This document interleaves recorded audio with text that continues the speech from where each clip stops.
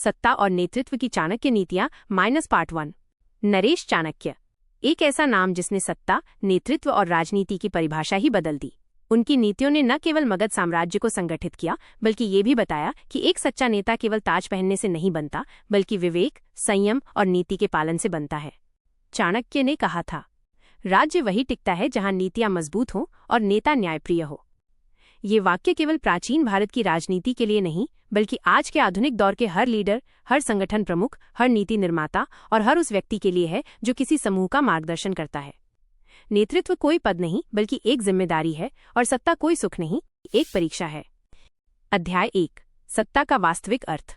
सत्ता शब्द सुनते ही लोगों के मन में शक्ति, अधिकार और नियंत्रण की छवि बनती है।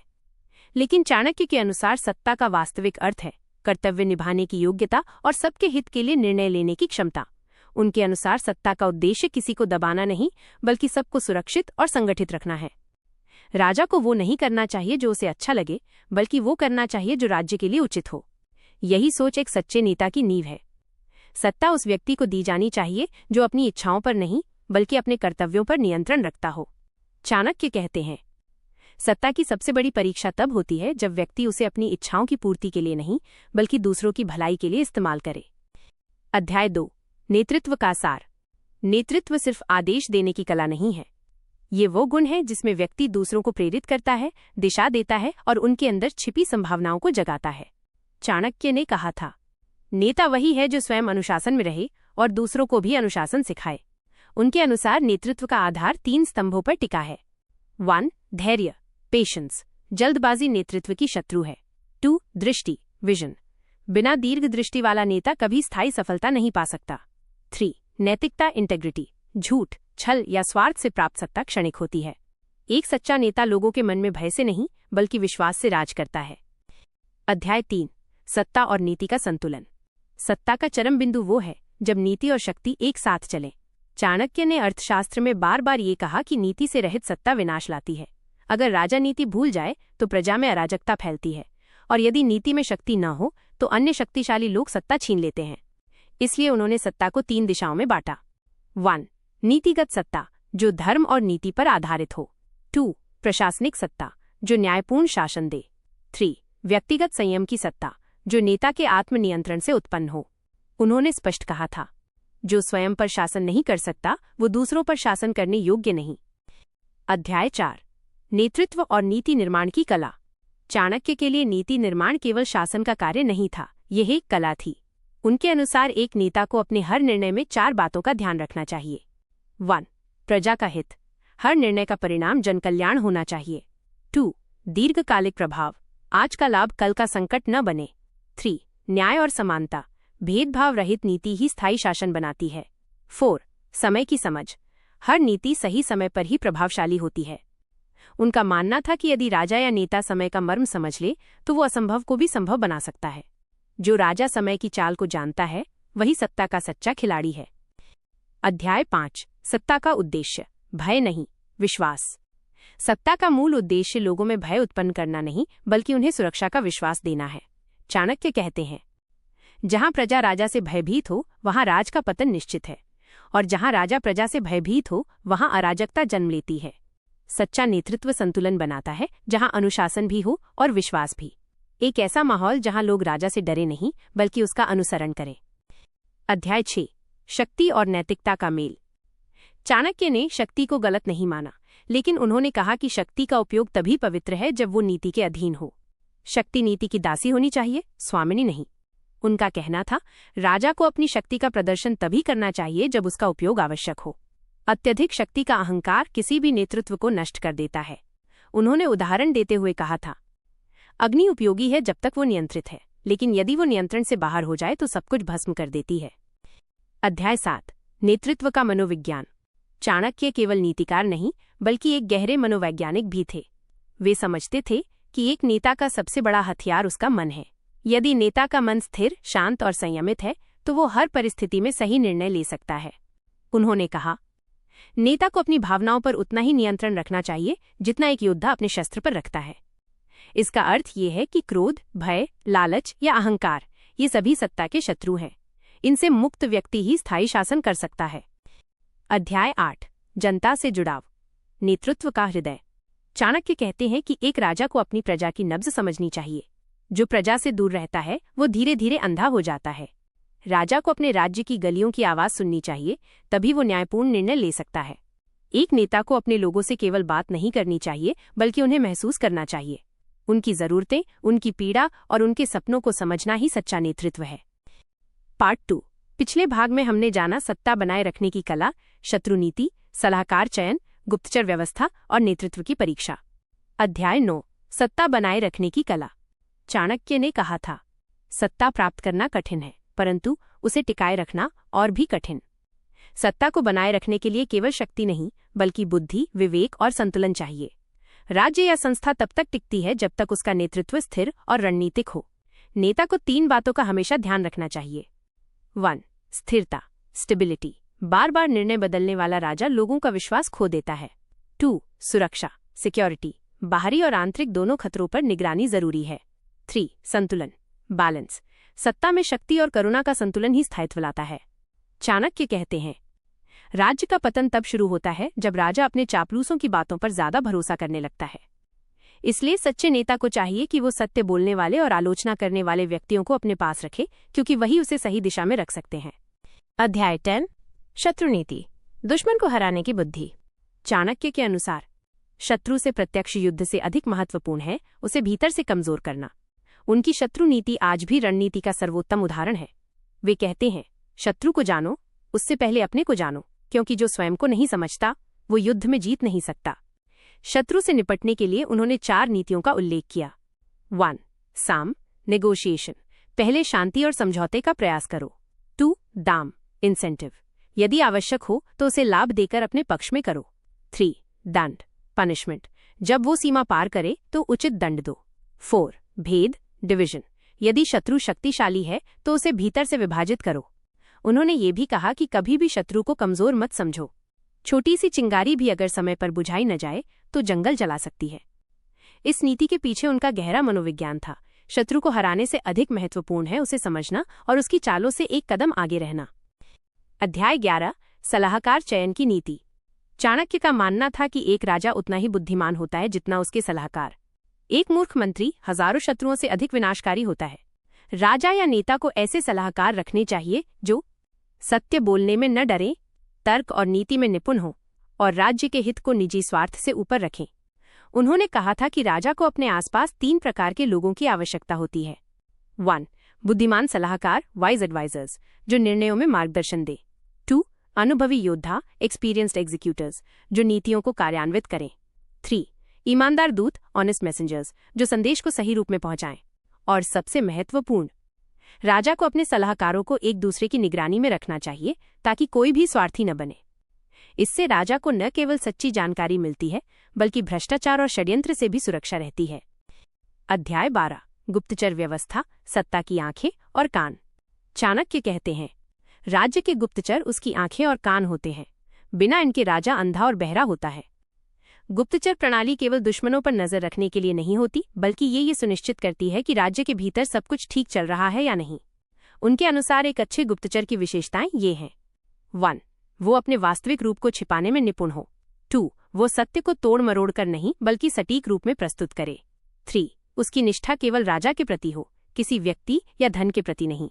चाणक्य ने कहा था, जो राजा अपने राज्य की हर गतिविधि को गुप्त रूप से जानता है वही अपने शत्रुओं से एक कदम आगे रहता है। उन्होंने ये भी सिखाया कि गुप्तचर व्यवस्था का दुरुपयोग नहीं होना चाहिए। इसका उद्देश्य न्याय और सुरक्षा है, न कि भय और दमन। अध्याय 13। संकट के समय नेतृत्व की परीक्षा। संकट के समय ही असली नेतृत्व की पहचान होती है। शांति के समय तो कोई भी शासन कर सकता है, परंतु जब चारों ओर अराजकता हो तभी पता चलता है कि नेता कितना दृढ़ है। चाणक्य कहते हैं, जो नेता भय में भी शांत रहता है वही विजय की राह दिखाता है। उनके अनुसार संकट के समय नेता को 5 बातों का ध्यान रखना चाहिए। 1. मन की स्थिरता, डर फैलाने से पहले स्वयं का भय जीतना जरूरी है। 2. त्वरित निर्णय, विलंब से अवसर हाथ से निकल जाते हैं। 3. संकट का विश्लेषण, हर आपदा में एक अवसर छिपा होता है। 4. टीम पर भरोसा, अकेले सब कुछ संभव नहीं, विश्वास ही विजय की कुंजी है। 5. प्रजा का मनोबल, जब जनता का विश्वास बना रहे तो राज्य कभी नहीं गिरता। राजा वही नहीं जो सिंहासन पर बैठा हो, बल्कि वो जो संकट में भी मुस्कुराकर दिशा दिखा सके। अध्याय 14 नेतृत्व और समय का संबंध। चाणक्य के अनुसार समय से बढ़कर कोई गुरु नहीं। जो समय को समझता है वही सत्ता के उतार चढ़ाव को पार कर जाता है। समय वो अग्नि है जिसमें सभी राजा तपते हैं। जो तपकर उज्ज्वल होता है वही इतिहास में अमर होता है। उन्होंने कहा था कि नेता को 3 समयों की तैयारी हमेशा रखनी चाहिए। 1. अतीत का ज्ञान, एक्सपीरियंस, गलतियों से सीखो। 2. वर्तमान का विवेक, अवेयरनेस, स्थिति का सही मूल्यांकन करो। 3. भविष्य की योजना, विजन, आगे की दिशा तय करो। जो राजा इन तीनों को संतुलित रखे वही समय के साथ सत्ता का भी संचालन कर सकता है। अध्याय 15 नेतृत्व में दूरदर्शिता। चाणक्य कहते हैं, जो राजा केवल आज के लाभ को देखता है वो कल की हानि का कारण बनता है। नेतृत्व का अर्थ केवल आज के निर्णयों में नहीं बल्कि उनके दीर्घकालिक परिणामों में छिपा है। दूरदर्शिता का मतलब है परिणामों की कल्पना करना, लोगों की भावनाओं को समझना और समय से पहले कदम उठाना। उनका उदाहरण था, मौर्य साम्राज्य की स्थापना से पहले ही चाणक्य ने हर छोटी योजना को वर्षों पहले तैयार कर लिया था। यही दूरदर्शिता थी जिसने उन्हें इतिहास का सबसे सफल नीतिकार बनाया। चाणक्य के अनुसार सत्ता का असली स्वामी वही है जो अपनी नीतियों को परिस्थिति के अनुसार ढाल सके। सत्ता बदलती रहती है पर नीति स्थायी रहती है। जो राजा नीति के अनुरूप चलता है वो अमर हो जाता है और जो नीति को तोड़ता है वो सत्ता के साथ मिट जाता है। अब अगले भाग पार्ट 3 में हम जानेंगे नेतृत्व और जनसंपर्क की नीतियां, संगठन में व्यवस्था बनाए रखने के रहस्य, दंड नीति का वास्तविक अर्थ, न्याय और नैतिकता की भूमिका तथा चाणक्य के अनुसार आदर्श नेता के 10 गुण। पार्ट 3 इस भाग में हम गहराई से समझेंगे जनसंपर्क, संगठन व्यवस्था, दंड नीति, न्याय, नैतिकता और आदर्श नेता के गुण चाणक्य की दृष्टि से। अध्याय 16 नेतृत्व और जनसंपर्क की नीति। चाणक्य कहते हैं, राजा की शक्ति उसकी प्रजा में बसती है। आज के समय में इसे हम कह सकते हैं, लीडर की ताकत उसके फॉलोअर्स में होती है। एक सच्चा नेता तब तक मजबूत नहीं बन सकता जब तक वो अपने लोगों के साथ भावनात्मक जुड़ाव न रखे। चाणक्य का मानना था कि जनसंपर्क का अर्थ केवल दिखावा नहीं बल्कि जनमन को समझना है। राजा को अपनी प्रजा के दुख सुख को ऐसे जानना चाहिए जैसे पिता अपने बच्चों का। उन्होंने राजा के लिए कुछ स्पष्ट नियम बनाए। 1. प्रजा की समस्याओं को सुनो, उन्हें नजरअंदाज मत करो। 2. शिकायतों पर त्वरित कार्यवाही करो। 3. जनता के बीच विश्वास बनाए रखो। 4. सरल और विनम्र रहो ताकि लोग तुमसे डरे नहीं, जुड़े। ये नीति आज के लीडर्स, मैनेजर्स और पॉलिटिशियन सभी पर लागू होती है क्योंकि सत्ता जनता के विश्वास पर ही टिकती है, डर पर नहीं। अध्याय 17 संगठन में व्यवस्था बनाए रखने की नीति। चाणक्य ने कहा था, बिना व्यवस्था का संगठन बिना चालक के रथ के समान होता है। राज्य, सेना या किसी संस्था, सबकी सफलता उसके संगठनात्मक ढांचे पर निर्भर करती है। उन्होंने एक सिद्धांत दिया, स्थानानुसार व्यक्ति और व्यक्तिनुसार कार्य, अर्थात हर व्यक्ति को उसकी योग्यता के अनुसार पद दो और हर पद पर वही व्यक्ति बैठाओ जो योग्य हो। संगठन में स्थिरता बनाए रखने के लिए चाणक्य ने 4 प्रमुख नीतियां बताईं। 1. कर्तव्य की स्पष्टता, क्लैरिटी ऑफ ड्यूटी, हर व्यक्ति को पता हो कि उसका कार्य क्या है। 2. उत्तरदायित्व, अकाउंटेबिलिटी, हर निर्णय के लिए कोई न कोई जिम्मेदार हो। 3. अनुशासन, डिसिप्लिन, बिना अनुशासन के नीति केवल किताब में रह जाती है। 4. पुरस्कार और दंड, रिवॉर्ड और पनिशमेंट, अच्छे कर्म का सम्मान और गलती का सुधार।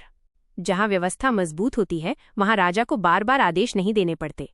यही संगठनात्मक नीति आज के हर सफल कंपनी या राज्य के केंद्र में है। अध्याय 18 दंड नीति का वास्तविक अर्थ। दंड नीति शब्द सुनते ही कठोरता का भाव आता है, परंतु चाणक्य के अनुसार दंड का अर्थ प्रतिशोध नहीं, न्याय है। दंड वो औषधि है जो समाज की बीमारियों को ठीक करती है।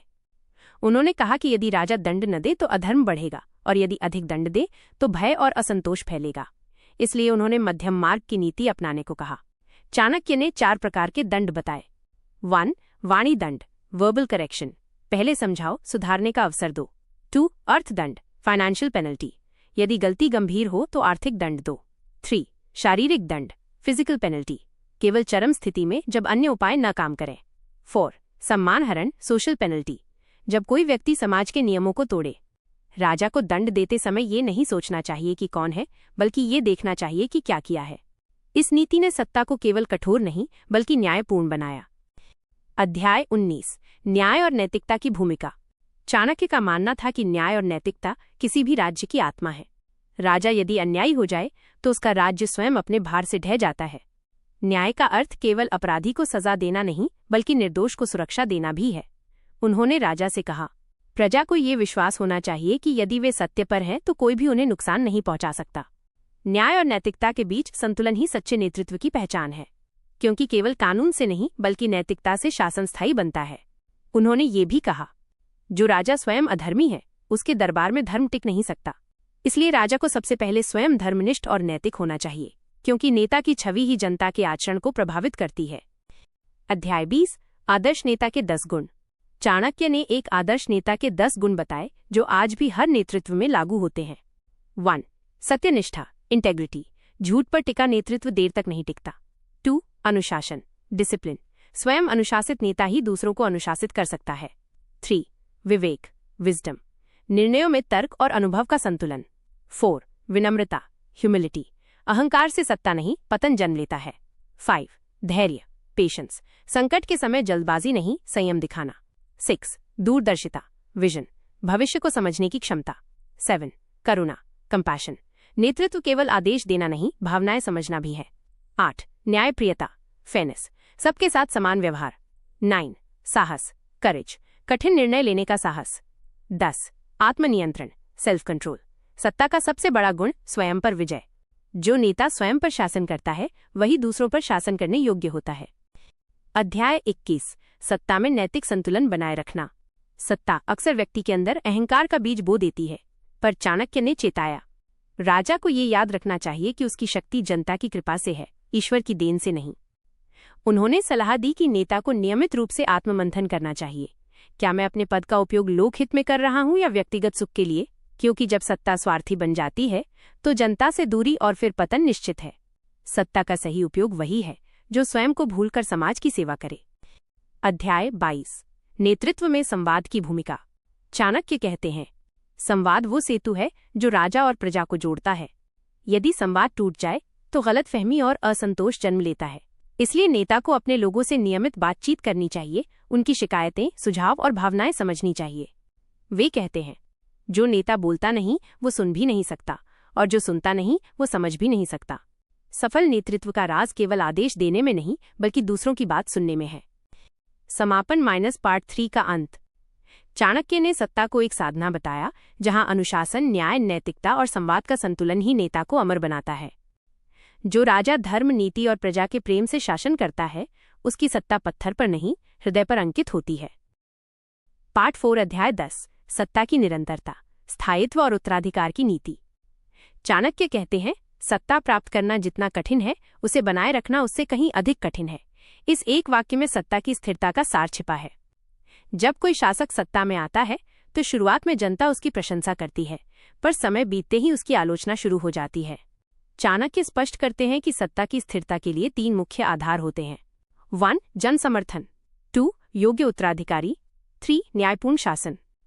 उन्होंने कहा था कि जो राजा अपने उत्तराधिकारी को तैयार नहीं करता वो अपने साम्राज्य की जड़ें खुद खोद देता है। यानी सच्चा नेता वो है जो भविष्य को सोचकर व्यवस्था बनाता है। सत्ता को व्यक्तिगत लाभ का साधन नहीं बल्कि एक परंपरा के रूप में देखना चाहिए जिसे अगली पीढ़ी तक सुरक्षित पहुंचाया जा सके। चाणक्य के अनुसार सत्ता की स्थायित्व का अर्थ है व्यवस्था में ऐसी नीतियां स्थापित करना जो व्यक्ति से अधिक प्रणाली पर आधारित हों। इससे सत्ता किसी एक व्यक्ति पर निर्भर नहीं रहती बल्कि संस्था पर टिकी रहती है। अध्याय 11 गुप्तता और रणनीति सत्ता का मौन हथियार। चाणक्य कहते हैं, नीति बुद्धि और योजना को कभी उजागर नहीं करना चाहिए। यानी सत्ता की सबसे बड़ी शक्ति उसकी गुप्तता है। राजनीति और नेतृत्व में अक्सर ये गलती होती है कि नेता अपनी योजना सबके सामने रख देता है, जिससे विरोधी पहले ही उपाय कर लेते हैं। चाणक्य का मानना था कि सत्ता के संचालन में 3 प्रकार की गोपनीयता आवश्यक है। राजनीतिक गोपनीयता, कौन किससे गठबंधन कर रहा है ये सबको नहीं पता होना चाहिए। सैन्य गोपनीयता, सेना की शक्ति रणनीति और हमले की दिशा केवल चुनिंदा लोगों को ही ज्ञात होनी चाहिए। व्यक्तिगत गोपनीयता, शासक का निजी जीवन और उसकी कमजोरियां जनता के बीच चर्चा का विषय नहीं बननी चाहिए। वे कहते हैं, गुप्तता ही शत्रु को भ्रमित करती है और भ्रम ही तुम्हें एक कदम आगे रखता है। यानी जो शासक अपने इरादों को छिपाकर चलता है वही शत्रु पर विजय प्राप्त करता है। अध्याय 12 परामर्श और सलाहकारों का चयन। चाणक्य नीतियों में सलाहकारों की भूमिका अत्यंत महत्वपूर्ण मानी गई है। वे कहते हैं, राजा के पास ऐसे मंत्री होने चाहिए जो न केवल उसके निर्णयों पर सहमति दें बल्कि आवश्यकता पड़ने पर विरोध भी करें। सच्चे सलाहकार वही हैं जो राजा की आंख बनकर सच्चाई दिखाते हैं, न कि वे जो केवल प्रशंसा में डूबे हों। चाणक्य के अनुसार सलाहकार चुनते समय निम्न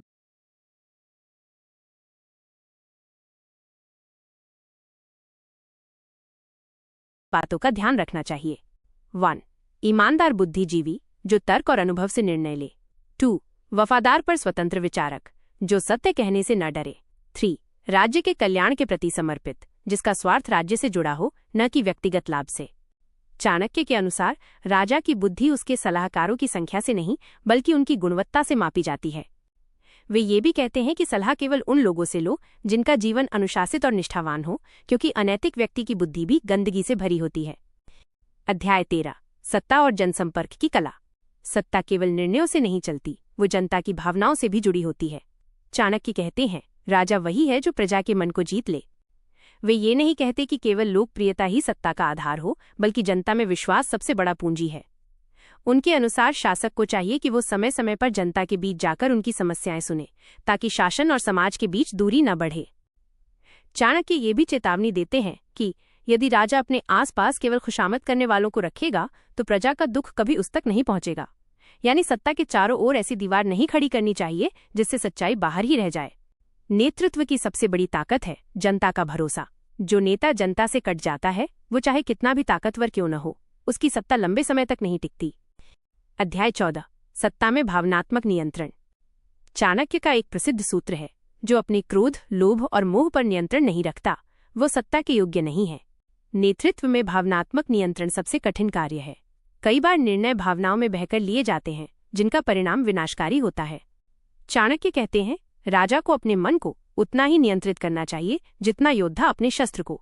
एक छोटा सा निर्णय भी हजारों लोगों के जीवन को प्रभावित करता है, इसलिए नेता का मानसिक संतुलन अनिवार्य है। वे कहते हैं, राजा को अपने भीतर क्रोध को इस तरह दबाना चाहिए कि बाहर से मुस्कान बनी रहे। ये वाक्य सिखाता है कि सच्चा नेतृत्व अपने भावनाओं का गुलाम नहीं बल्कि उनका मालिक होता है। अध्याय 15 सत्ता में अहंकार का विनाश। चाणक्य का ये उपदेश आज भी प्रासंगिक है। जब सत्ता अहंकार में बदल जाए तो उसका पतन निश्चित है। अहंकार वो विष है जो धीरे धीरे नेतृत्व की आत्मा को खा जाता है। शासक जब खुद को कानून से ऊपर समझने लगता है, तब उसका पतन शुरू हो जाता है। चाणक्य चेतावनी देते हैं, जो राजा अपने को सर्वज्ञ समझता है, वो मूर्खता की पराकाष्ठा पर होता है। नेता को हर समय याद रखना चाहिए कि उसकी शक्ति जनता की कृपा से है, ईश्वर की देन से है। उन्होंने कहा था, राजा को सिंह की तरह शक्तिशाली और सर्प की तरह सतर्क रहना चाहिए, लेकिन दोनों में से किसी का अहंकार नहीं लेना चाहिए। सत्ता में विनम्रता वो आभूषण है जो शासक को मानवता से जोड़ता है। समापन पार्ट 4 का अंत। इस भाग में हमने देखा कि सत्ता की स्थिरता, गुप्तता, सलाहकारों की नीति, जनता से जुड़ाव, भावनात्मक नियंत्रण और अहंकार विनाश, ये सब चाणक्य की सत्ता दर्शन के महत्वपूर्ण स्तंभ हैं। इन सिद्धांतों को अपनाने वाला कोई भी व्यक्ति न केवल सत्ता पा सकता है, बल्कि उसे लंबे समय तक बनाए भी रख सकता है। पार्ट 5 अध्याय 16 दूरदर्शिता, सच्चे नेतृत्व की पहचान। चाणक्य कहते हैं, जो आने वाले संकट को पहले देख लेता है, वही सच्चा राजा कहलाता है। नेतृत्व का पहला गुण होता है दूरदर्शिता, यानी भविष्य की परिस्थितियों का पूर्वानुमान लगाने की क्षमता। सामान्य व्यक्ति वर्तमान में जीता है, पर नेता भविष्य की राहें बनाता है। चाणक्य के अनुसार राजा को 4 दृष्टियों से निर्णय लेना चाहिए। 1. भूतकाल की समझ, पहले क्या हुआ और क्यों हुआ। 2. वर्तमान की वास्तविकता, अभी क्या हो रहा है। 3. भविष्य की संभावनाएं, आगे क्या हो सकता है। 4. छिपे हुए परिणाम, जो दिख नहीं रहे पर होंगे जरूर। वे कहते हैं, जो राजा केवल आज की शांति से संतुष्ट रहता है, कल के तूफान में उसका राजपाट बह जाता है। नेता को चाहिए कि वो हर योजना में अगर ऐसा हुआ तो क्या करेंगे की सोच रखे। सच्चा नेता परिस्थिति बदलने पर खुद को बदलना जानता है। यही कारण था कि चाणक्य ने समय की चाल को पहचानते हुए नंद वंश को समाप्त कर चंद्रगुप्त को सिंहासन दिलाया। ये दूरदर्शिता का सर्वोत्तम उदाहरण है।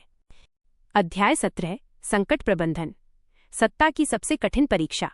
चाणक्य कहते हैं, संकट वही पहचानता है कि राजा कितना मजबूत है। संकट किसी भी सत्ता का सबसे बड़ा परीक्षण होता है।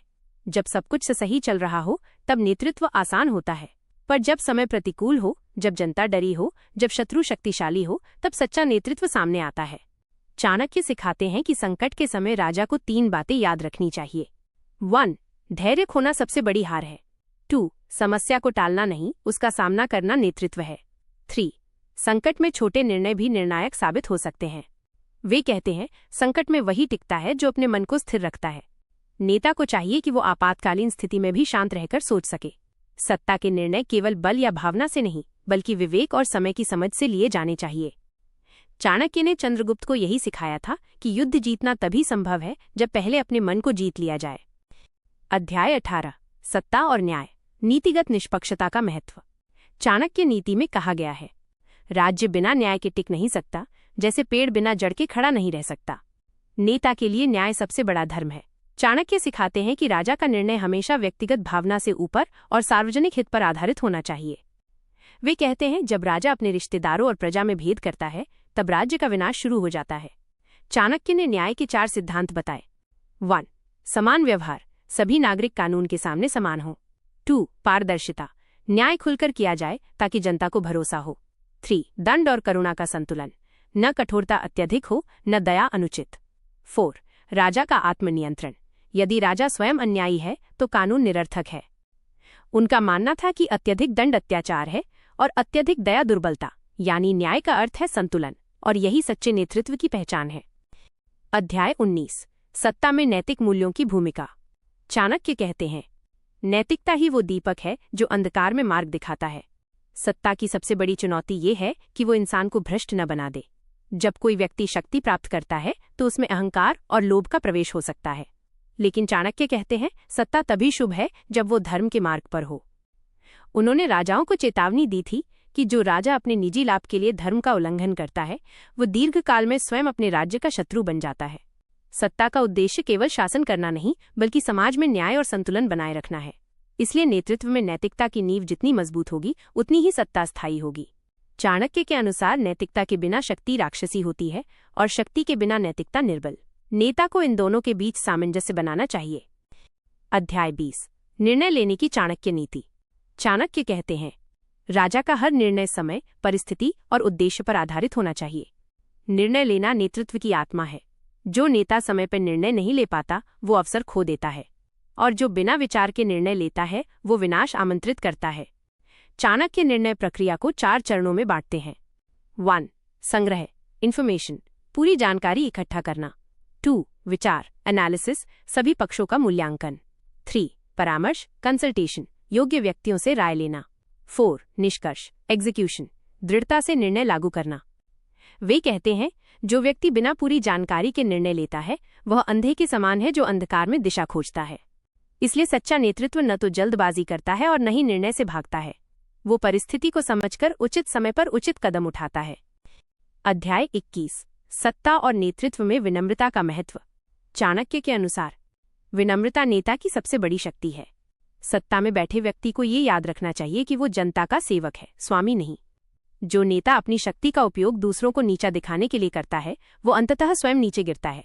चाणक्य सिखाते हैं, जैसे वृक्ष फल लगने पर झुक जाता है वैसे ही सच्चा राजा सफलता मिलने पर विनम्र हो जाता है। विनम्रता का अर्थ कमजोरी नहीं है बल्कि आत्मबल का प्रतीक है। जो व्यक्ति अपने शब्दों और व्यवहार से दूसरों को सम्मान देता है वही लंबे समय तक सम्मान पाता है। अध्याय 22 सत्ता में संतुलन और संयम।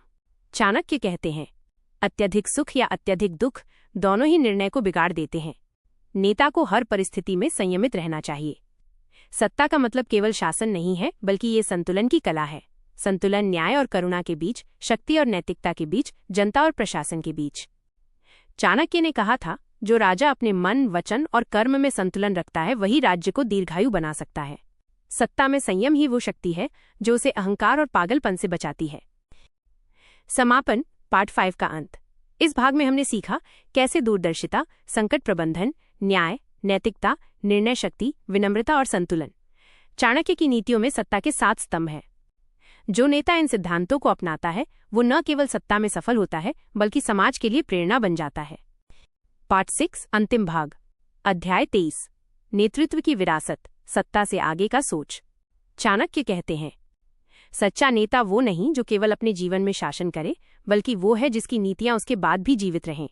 ये वाक्य सत्ता के सबसे गहरे सत्य को उजागर करता है। नेतृत्व केवल आज के लिए नहीं होता बल्कि आने वाली पीढ़ियों के लिए दिशा तय करता है। इसलिए चाणक्य के अनुसार राजा को हमेशा ये सोचना चाहिए कि मेरे बाद ये व्यवस्था किस तरह चलेगी। नेतृत्व की विरासत संवेदनशीलता, नीति और प्रेरणा पर टिकी होती है। अगर नेता अपनी सत्ता के साथ ज्ञान भी सौंप जाए तो उसकी उपस्थिति उसके जाने के बाद भी महसूस होती रहती है। चाणक्य ने स्वयं यही किया। उन्होंने चंद्रगुप्त मौर्य को सिर्फ सत्ता नहीं दी बल्कि शासन की नीति, नीति की दृष्टि और धर्म की समझ दी। इसीलिए मौर्य साम्राज्य उनके जाने के बाद भी वर्षों तक फला फूला। यही सच्ची विरासत होती है, जो व्यक्ति नहीं, विचार के रूप में जीवित रहती है। अध्याय 24। सत्ता के पतन के कारण चाणक्य की चेतावनियां। चाणक्य नीति में कई स्थानों पर उन्होंने स्पष्ट चेतावनी दी है कि सत्ता का पतन कैसे होता है। वे कहते हैं, राजा का पतन उसके शत्रु से नहीं बल्कि उसकी भूलों से होता है। सत्ता का नाश तब शुरू होता है जब 1. राजा आलसी हो जाता है। 2. वो खुशामद करने वालों से घिर जाता है। 3. न्याय से दूर होकर केवल लाभ देखने लगता है। 4. जनता के दुख दर्द से अलग हो जाता है। 5. और सबसे बड़ा, जब राजा सत्य सुनने से डरने लगता है। चाणक्य कहते हैं, जब शासक केवल वही सुनना चाहता है जो उसके मन को भाए, तो विनाश निकट होता है। के अनुसार सत्ता का पतन बाहरी कारणों से नहीं बल्कि भीतर के अहंकार, लोभ और असत्य से होता है। जो नेता खुद को अजेय समझता है वही अपने पतन का बीज बो देता है। यह संदेश आज के हर नेतृत्व पर लागू होता है, क्योंकि हर सत्ता को एक दिन जवाब देना ही पड़ता है, या तो जनता को या इतिहास को। अध्याय 25। सत्ता में अनुशासन, आत्मसंयम का साम्राज्य। चाणक्य का मानना था, राजा स्वयं अनुशासित है तो पूरा राज्य अनुशासित रहेगा। नेता का आचरण जनता के लिए उदाहरण होता है। अगर नेता ही अनुशासन तोड़े तो कोई नियम टिक नहीं सकता। वे कहते हैं, नेता को अपने व्यवहार में ऐसी दृढ़ता रखनी चाहिए कि लोग उसका अनुसरण करें, न कि उससे डरें। चाणक्य के अनुसार आत्मसंयम सत्ता का सबसे शक्तिशाली उपकरण है। जो व्यक्ति अपने मन, वाणी और इच्छाओं पर नियंत्रण रखता है वही शासन योग्य होता है। नेता को चाहिए कि वो अपने व्यक्तिगत जीवन में सादगी और संयम रखे, क्योंकि भव्यता नहीं बल्कि विनम्रता ही सम्मान कमाती है। अध्याय 26। सत्ता और समय अवसर पहचानने की कला। चाणक्य कहते हैं, समय ही सबसे बड़ा मित्र और सबसे बड़ा शत्रु है। सत्ता में आने और उसे बनाए रखने में समय की भूमिका सबसे अहम होती है। चाणक्य सिखाते हैं कि जो व्यक्ति समय की चाल को समझ लेता है वो असंभव को भी संभव बना देता है। उन्होंने कहा था, राजा को ये जानना चाहिए कि कब मौन रहना है, कब आक्रमण करना है और कब पीछे हटना है। यह नीति केवल युद्ध में नहीं बल्कि जीवन के हर निर्णय में लागू होती है। नेता को समय देखकर रणनीति बदलनी चाहिए, क्योंकि समय बदलता है और जो उसके साथ नहीं बदलता वो इतिहास बन जाता है। यही कारण है कि चाणक्य राजनीति को स्थिर शक्ति नहीं बल्कि गतिशील बुद्धि कहते थे। जो समय के साथ सोचता है वही सत्ता में बना रहता है। अध्याय 27। सत्ता और शत्रु, विरोधियों को अवसर बनाना। चाणक्य का एक प्रसिद्ध सिद्धांत है, बुद्धिमान राजा शत्रु को भी अपने कार्य में उपयोग कर लेता है। उनका मानना था कि शत्रु केवल हानि का कारण नहीं बल्कि सीख का स्रोत भी होता है। सत्ता में विरोधियों से डरना नहीं चाहिए बल्कि उन्हें समझना चाहिए। वे कहते हैं, शत्रु की शक्ति को जानने वाला राजा आधी लड़ाई पहले ही जीत चुका होता है। नेता को ये समझना चाहिए कि विरोध हमेशा बुरा नहीं होता, कभी कभी आलोचना ही वो आईना होती है जो हमारी गलतियों को दिखाती है। इसलिए सच्चा नेतृत्व विरोध को दबाता नहीं बल्कि सुनता है और उससे सीखता है। अध्याय 28। सत्ता में जन कल्याण, नेतृत्व का अंतिम लक्ष्य। चाणक्य कहते हैं, राज्य का अस्तित्व जनता के सुख से है, न कि राजा के सुख से। नेता का सबसे बड़ा कर्तव्य है जन कल्याण। अगर राजा जनता के हित में कार्य नहीं कर रहा तो उसकी सत्ता केवल नाम की रह जाती है। चाणक्य ने कहा था, राजा का सुख प्रजा के सुख में है और राजा का दुख प्रजा के दुख में। वे स्पष्ट कहते हैं कि नेतृत्व का उद्देश्य सत्ता नहीं, सेवा है। अगर सत्ता सेवा से अलग हो जाए तो वो अत्याचार बन जाती है। इसीलिए चाणक्य हमेशा कहते थे कि शासक को जनता की तकलीफ अपनी लगनी चाहिए।